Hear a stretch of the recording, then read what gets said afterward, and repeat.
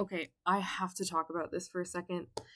And I'm just practicing talking to a camera because I think this might be something I want to try and do. So, okay, using my webcam on my laptop, the one that's built in, and not my external nice one, because there's too many things to figure out with that. Okay, but I need to talk about this meme.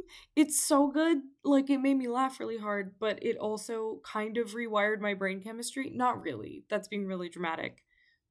That's me.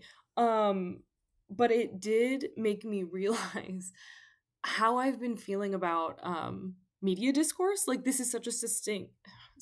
I'm so annoying. Okay, so it's it is a photo of a tweet. If I ever edit this, I will try and find a way to put it up on the screen. But it's a screenshot of a tweet, and it's the famous photo from Kafka's Metamorphosis where the bug is laying in the bed. Like he's just turned into the bug. And it says the most Kafkaesque thing about metamorphosis. This is the original tweet. It says the most Kafkaesque thing about metamorphosis is not that the guy turns into a bug. It's that his first thought after turning into a bug is, "How am I going to get to work now?" And then the quote tweet just sent me to the moon. It says, "Guy who thought metamorphosis was about how crazy it would be if you were a bug." Which is okay. We are taking a dig at the original poster, which is what it is. Um, but okay, this just made me laugh because I feel like sometimes right now we are definitely in a time where media literacy is kind of at an all-time low, and I love literature so much, but I love a narrative device so much. I love a genre. I love like using storytelling really artistically to convey an idea. It's like debate, like how with debate and rhetoric and that sort of thing, you start from a place of we're in the same reality right now, and I'm going to try and convince you of my viewpoint in a way that I am arguing directly to you in a way that is just laid bare, straightforward. That's how like debate works, is using like logic. And then with storytelling, you are making an argument. Trying to say something to someone, but you're not doing it literally like you do with debate. You're doing it artistically through the structures of storytelling.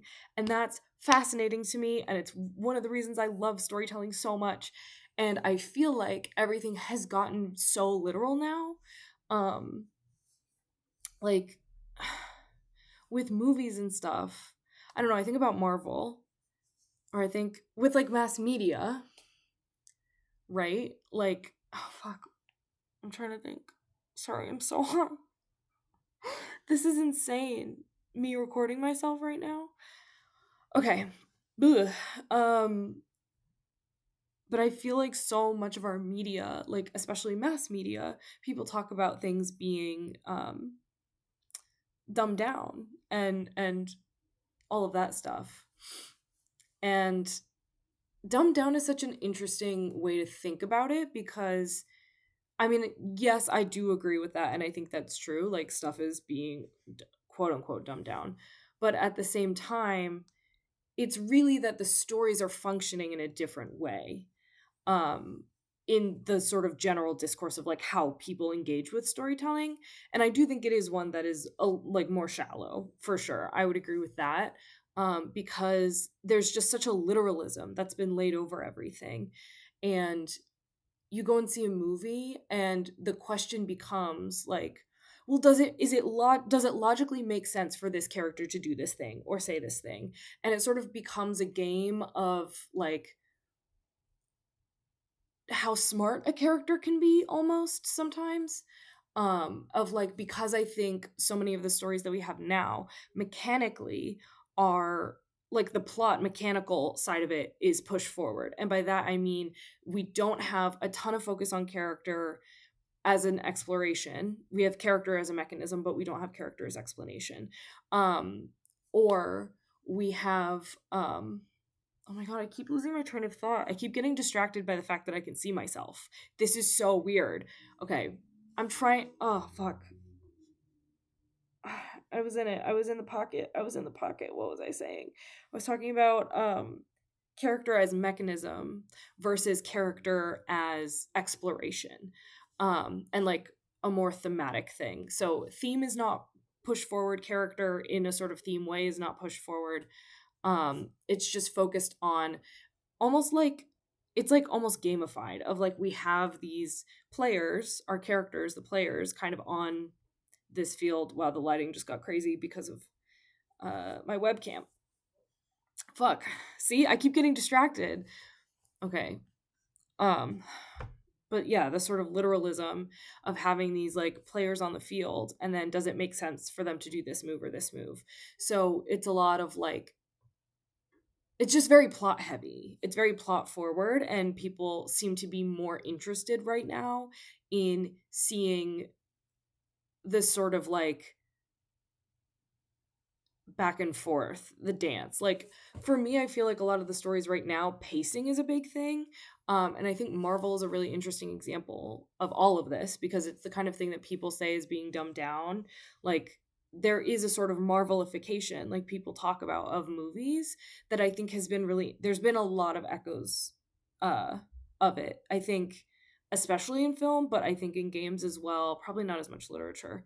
But it's the sort of like so when I'm talking about character as mechanism versus character as exploration, what I'm talking about with character as mechanism of like in a Marvel movie, which mind you, those movies are also made to be fantasies.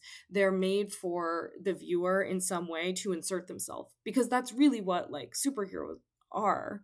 We're envisioning a scenario where we like Spider-Man is such a great example of this. Of like he could be anybody. Anybody could wear the mask. He's just a plucky kid who's trying to help people out, but also he's dealing with all the coming of age things. Like he's my favorite superhero. Can you tell? I don't love superheroes, but Spider-Man's my favorite. Anyway, so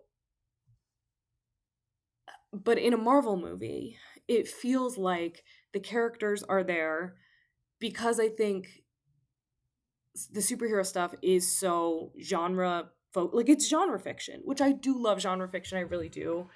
It's just the superhero thing is not as much my thing, so maybe that's part of it. But then also the other parts, oh my god, get to the point, Noelle.